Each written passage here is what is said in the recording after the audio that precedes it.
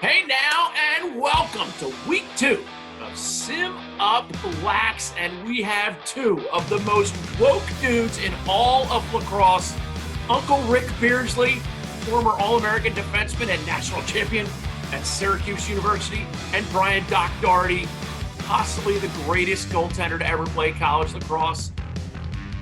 Uncle Ric, thanks. Welcome back. How you feeling this week after going 1-2 last week? I'm fine. Dude, you win some, you lose some. If you think I'm worried, I got lots of championships. Doesn't matter. So what? I lose, what do? Doesn't mean anything to me. You kidding me? I've lost plenty of time. You went 2-1 last week. To what do you owe your astounding success? You know, like I said, I'm not going to beat it up because that was last week's theme, but, to really just be, like you said, so woke, okay, on the algorithms, I just had a sense of, history in the algorithm, and I really feel comfortable in this process. So, this is a new week. We're taking it game by game, day by day. We're going to put last week behind us. Ric is a vaunted opponent over here. He's going to have his ups and downs. We all are. So we're just going to take this game by game. I'm not going to say too much. Last week is over. The simulation, we've run each game 1,000 times. And we have an algorithm that incorporates goals for, goals against, man-up percentage, face-off percentage, goalie save rate, shooting percentage. We ran all of the games from 2019 a month ago, and we had a 79% accuracy rate or more. And now we're running all the games from this week. This week we have 3 incredible games. We're going to finish with Maryland and Penn State. In the middle, we have the Ivy League, Yale against Penn. And game 1 is Notre Dame against Syracuse. Uncle Ric, you went to Syracuse. Why are they going to beat Notre Dame in the simulation this week? I'm trying to speak with my hands, Doc. Did you see I'm trying to do that? It's simple. They're number 1. That's it. That's all you need to know. That's it. End of story. I'm kidding. No, number 1 right now, going into right now, they would be 8-0. Big win last week against Duke by 4. This game, the reason why they're going to come in and just pummel the Irish. And by the way, if this game were to happen, I would be having dinner and drinks on Friday night with Chris Wojcik, Ryan Wellner, and Coach Corrigan. I would definitely be at their hotel, keeping it real, hammering back some good tequila, and just, overall good conversation. Now, that being said, game is at Cicero North, Syracuse outside. Last time Syracuse played there, because the dome renovations, 6,000 people, felt like there was 15,000. Overtime win, upset over Duke. Celebrating the 1990 and 2000 national championship teams. I mean, guys, the 1990 team, no one here can argue. Not even Doc, who likes to argue against anything that's not Maryland. You cannot argue the 1990 team is the best team that's ever been put on a field out of any team. Done, finito, there. Chase Scanlon last week, in my head, since we're simulating, and my own algorithms, had 4 goals last week versus Duke. Jamie Trimboli had a shy day, 1-2, but he still put points up on the board. Tucker Dordovic went, 6 G's. Exploded on the scene. He's back, baby. I love it. The defense was a bit shaky. Gave up those 10 goals. I think it was 10 goals to Duke in the simulation. A little bit shaky, but they're still getting their feet under them, and they'll get their feet under them, especially coming into this game, because Notre Dame is #booty. Drake Porter, outstanding between the pipes, bailing them out. He had 20 saves last week against Duke. Again, I can do this in my mind. I can simulate and run algorithms in la cabeza. Okay? All right, let's get Doc on here. Doc, how's Notre Dame going to shut down Brendan Curry and Syracuse and come out with the win at Syracuse? Well, Book, first of all, Ric, I fully agree with everything that you're saying about the 1990 Syracuse national championship team. They were the best team in the history of the world. Not even close. So I'll give you that. Looking at Notre Dame stats right here, Book, you really picked a good one for me right now because I'm going to run down the what their rank is in Division I lacrosse. Now remember, in Division I lacrosse, there's only 76 teams. Okay, so they're ranked out of 76. And Hopkins. Here we go. And Hopkins, which is going Division III apparently. Winning percentage tied for 49th. Scoring offense tied for 37th. Scoring defense tied for 25th. Scoring margin 32nd. Man up 31st. Man down defense 74th out of 76 teams. That's horrible. They're giving up 70% of their man up things. Face off 50. They're 57th in the country. Shot percentage they're 40th. Ground balls per game 47th. Clearing percentage 42nd. Assists per game 37th. So they're really not a good team. So I know that I'm supposed to sit here and say how Notre Dame's going to go take it to the Q's in some weird high school that they're going to play in upstate New York in mid-April where it's going to be like 36 degrees with like 11 inches. No, Saturday's supposed to be 63, Doc. Oh, yeah, 63 and sunny. So they'll still get 3 or 4 inches in the morning, that'll blow off, there. So I don't see any way Notre Dame can win this game, okay, unless my boy Liam Entenmann, who's a freshman goalie. Love that kid, by the way. From Love him. Southside High School, 6'4", goofy-looking, kind of skinny kid, but an excellent goalie, maybe the number 1 goalie in the country coming in. He's going to need to make about 39 and a half saves. He's going to break a record? Yes, he's going to need to break a record if Notre Dame's going to pull this one out because obviously they're tied for like 58th in every major statistical category in the country. So there's 57 teams that can beat them is what you're saying. So I don't know how we're going to go beat the vaunted Syracuse offense and number 1 team in the country at home. Okay, 63 degrees, night game in Syracuse High School Stadium. They're going to be coming out from Carthage, Watertown, 6 hours away. All right, people from Rochester are going to be coming over. Buffalo guys are coming over because there's nothing to do in upstate New York. This is going to be like the fair. It's going to be like everything wrapped up into one. The only way they can win is if my boy Liam Entenmann has 96 saves. Or Syracuse doesn't show up. Yeah, if Syracuse, if they don't shoot the ball well, they come in, they shoot the ball at over 40%. So it's look, don't try to be nice because it's your cousin. Okay? Don't try to be nice. I love him too. Sebastian, we told the people we run the simulation 1,000 times. When Syracuse hosts Notre Dame and you run the simulation, let us know how it turns out, who wins the game. What? Oh! Liam Entenmann must have played great. Liam Entenmann at 106 saves. He was on fire, dude. He just You're right, Doc. One probably trickled in overtime. And really just 5 hole. Did he break out blue steel to stop a couple shots? Hey. Now, ladies and gentlemen, he makes the save, goes back, drops it in the goal. There's the win. So great story. I did that at Army in a playoff game my freshman year. There was about 18,000 cadets. They finally let them out of their barracks. They went there. They were taunting me the whole game.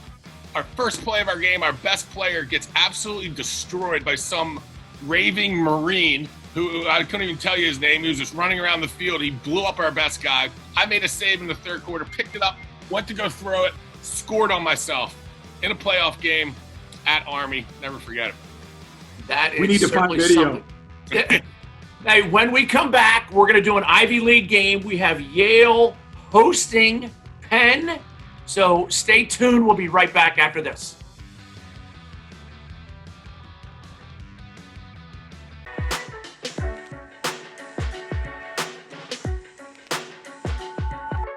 Outstanding high school lacrosse career. When the kid touches the ball, he scores goals. Say hello to Matt Rambo. Look at the spin move. As Rambo steps in, sticks it. Awesome. That was a good time. Matt Rambo is just taking over. Having a historic year for the University of Maryland. Matt Rambo.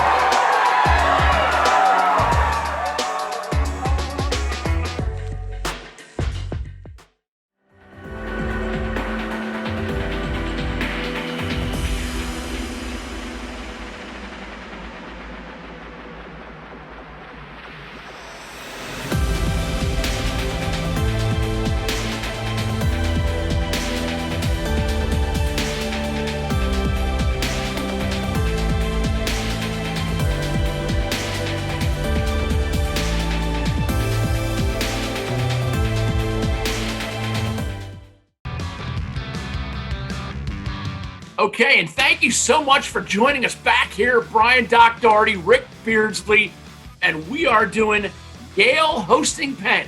These are teams that met 3 times last year. Penn went 2-1, but Yale won the most important one in the NCAA quarterfinals and went on to the national championship game where they unfortunately lost to Virginia. Ric Beardsley, you have Yale. What an offense. What do you love about them? And what can you say about Jack Starr, their goaltender? He's been on fire. He's not going to need 96 saves to win this game, however, like Liam Entenmann did against Notre Dame. But I look at the two Matts, Matt Gaudette, Matt Brandow. Last week, in my mind, where I ran algorithms with Professor Suda Wabu Wabi, okay? In my mind, Gaudette drops 6 Gs, and Brandow goes 1-5. And then you take Jackson Morrill, and he drops 3-2. And just for the fun of it, in my simulation I ran, Chris Fake drops a goal for shits and giggles. Nice. Okay? So Fake gets on the board. Unstoppable.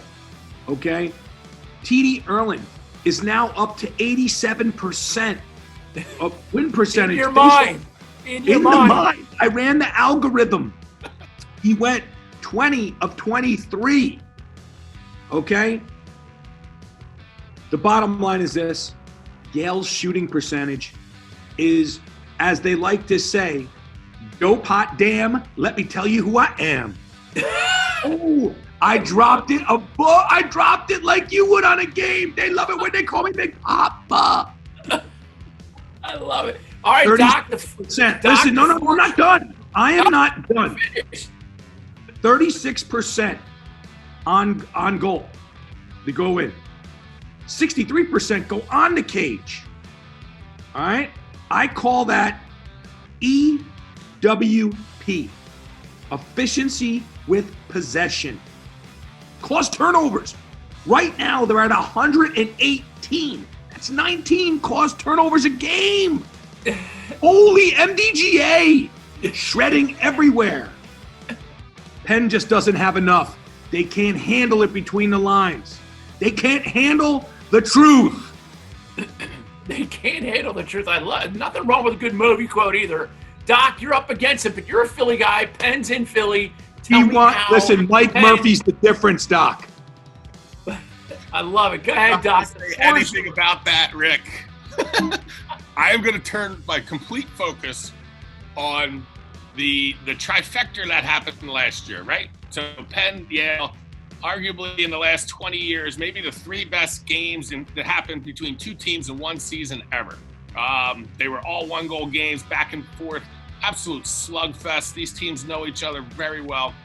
And in my opinion, what's going to equal everything out is that Yale is so used to playing make it, take it lacrosse, right? They're actually TD Erlin or Ireland or Erland, or I don't know how you say his name, okay? Erlin. He's going to go up against the one guy, his kryptonite. This dude, Kyle Gallagher, is no joke.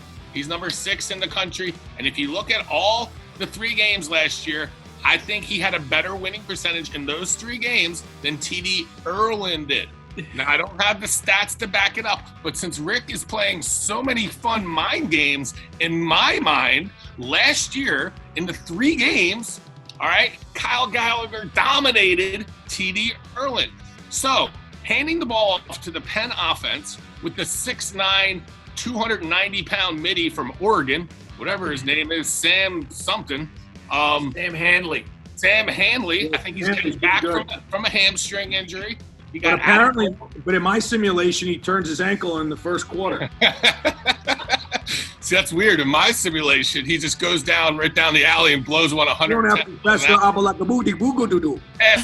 Wilson. Brody Wilson is the starting goalie for Yale. Okay, Jack Starr has been benched for the last couple games because I don't really know what Andy Shea does with goalies. He's won a national championship. He's been to like 3 Final Fours. He hasn't had a goalie above 50% in his 11 years at Yale.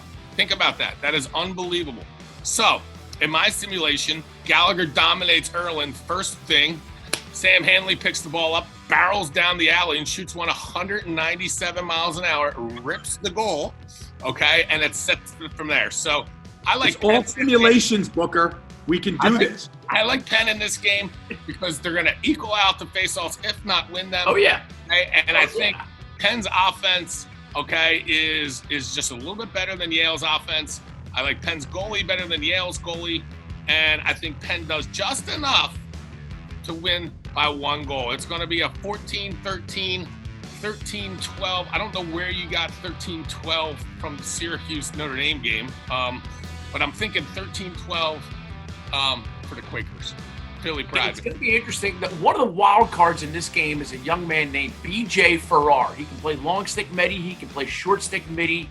He is a totally disruptive type defensive midfield in between the lines guy. Yes, the other thing, that's your boy from McDonough. Yeah, Sam Handley. Oh, here we go.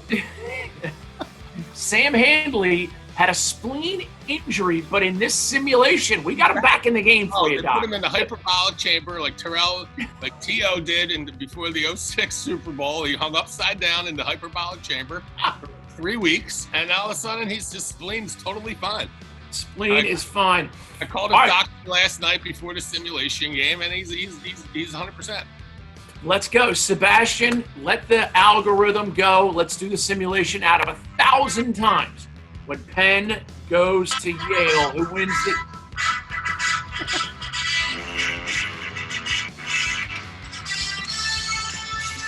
Well, this is what we should be doing while he does the run, right? If you We should be playing music while he does it.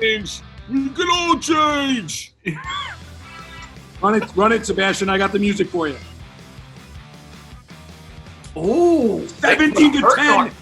I tell you what, Nice. Uncle Rick, EWP, efficiency with possessions. that is Uncle Rick calling it. You had your boys go off. Gaudette, Brandow, Jackson Morrill. That's some stars on that squad.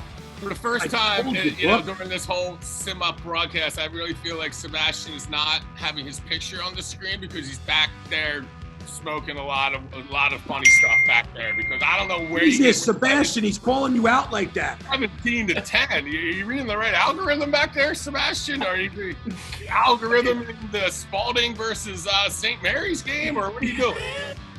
I tell you what, I have no doubt in Sebastian. The algorithm was written by a guy who does it for a living. We run the simulation 1,000 times. When we come back, we are going to do Doc's Maryland Terrapins at Penn State. We'll be right back after this quick minute.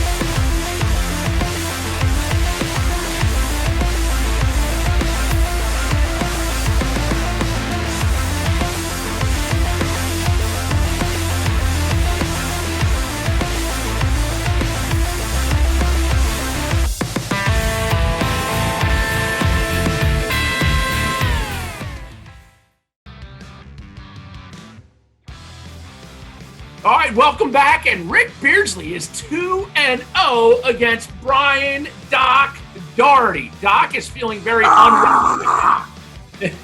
Uncle Rick is feeling his oats. On the season, we're now even, close to even. We got Maryland at Penn State. Doc, you're a Maryland alum. How does Maryland go to Penn State and win there this weekend? You know, Book, the Terps, I think in the history of the Penn State versus Maryland matchups, last year was the only time Penn State ever beat Maryland. So number one, we are completely in Penn State's head, the Terps, okay? We're going to go up to Happy Valley, all right? Penn State's going to come off with their vaunted Grant Ament, Mac O'Keefe, yada, yada, yada. The Terps are just too strong up and down the board. Defensively, I just don't think Penn State can cover any of the Maryland midfielders or attackmen. And I do feel like Maryland can cover Penn State's attack. So to me, I think that's going to be the big difference, right? Grant Ament's a special player. He's going to get his, 3-2, 2-3, 4-1. He'll get his 5 or 6 points. He's not going to get 10, like he's kind of accustomed to. Mac O'Keefe will get his couple goals, and then we'll shut everybody else down. And that's the way Maryland's going to win this game. Conversely, on an offense, I just don't see. Can you name me one guy that plays defense for Penn State? Yeah, Nick Carter. Not me. How about Uncle Rick? Uncle Rick, take it away. Nobody's going to try to cover, Jared Bernhardt. Nobody's going to cover Logan Wisnowski. Nobody's going to try to, they're going to put their pole on Bubba. We're going to create mismatches. We're going to go here. We're going to go there. Okay, we're going to go everywhere. And we're in their heads. So, to me, coming up to Happy Valley, about a 2.5-hour bus ride from Maryland, we're going to be rolling up in our black, tinted window Maryland Terp custom buses. All right, we're going to get out in Happy Valley. We're going to get the walk through in. We're going to come out there. It's going to be about 46 degrees and raining like it always is in Happy Valley. And it's the Terps kind of weather. We're going to come up there and smack them down. I'm feeling a big win for the Terps this weekend. I like it. Uncle Rick, Kobe Neese, the goaltender for Penn State, needs to have a big day because that is a good Jared Bernhardt. He's got some skip in his step. Bubba Fairman and Logan Wisnowskis, not Wisnowski. It's okay, Doc. I still love you. You get the Phillies thing. It was in plural. He did it in plural. There's 2 of them. All right, Uncle Rick, the floor is yours. How's Penn State win this game?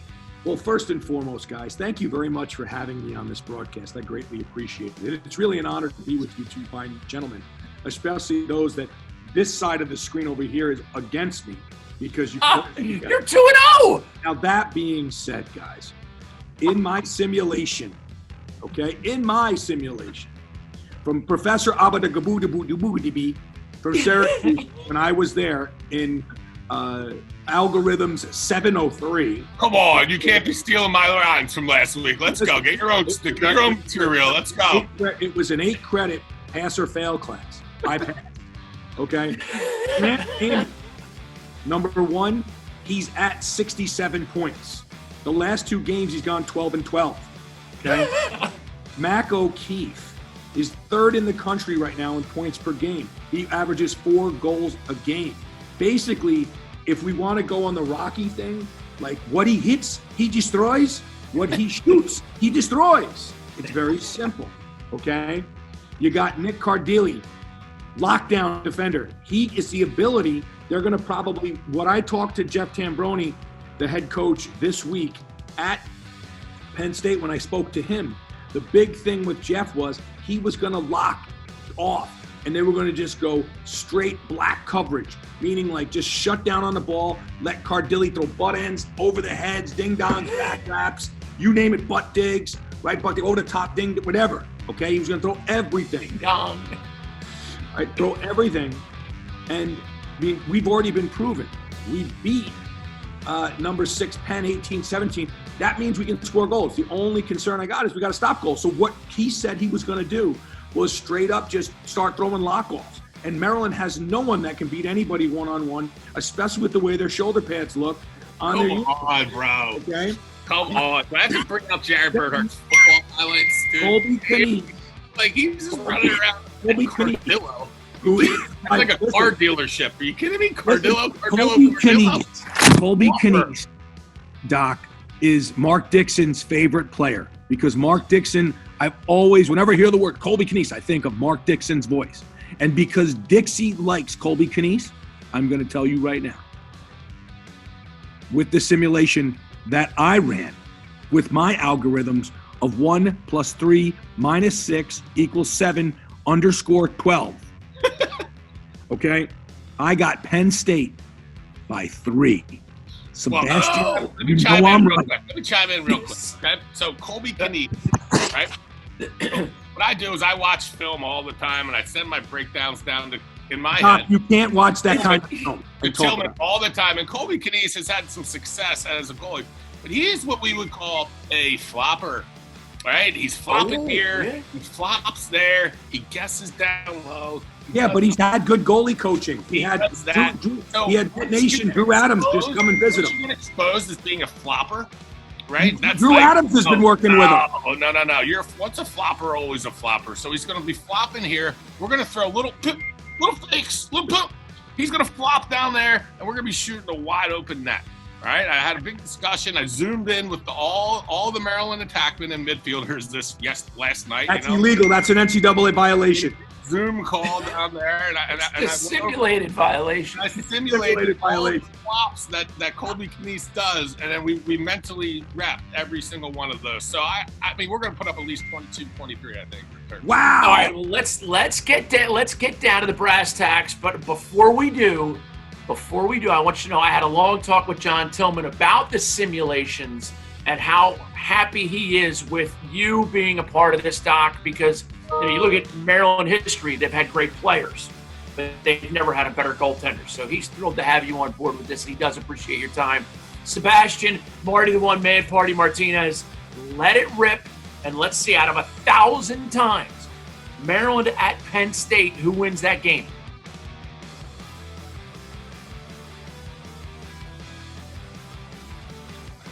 Wow! What? 13-8. Dude, the simulation, it's a computer algorithm. Rick, I got to tell you what, I'm as surprised as you are, and I will tell you, I don't know the answers to these until Sebastian comes on. What, Uncle Rick, how do you lose that one 13-8? You guys dropped the ball. The vaunted Maryland defense. We've been doing it for the last 25 years. What do you mean? The big man. You know? I don't even know what to say. I do know this. Like in high school, and you want to challenge yourself, and you think you're any good, you go to Maryland. That's what you do. All right? You want to run up and down the field, throw behind-the-back passes, and look real cool, you go to Syracuse. That's true. If you want to dig in, wear dark shorts, get your shorts all dirty, all right? Punch your lunch pail in every single day and knock some people around, you go to Maryland. You hold this vaunted offense to 8 goals. You kidding me? That's like, in these days, that's like almost a shutout.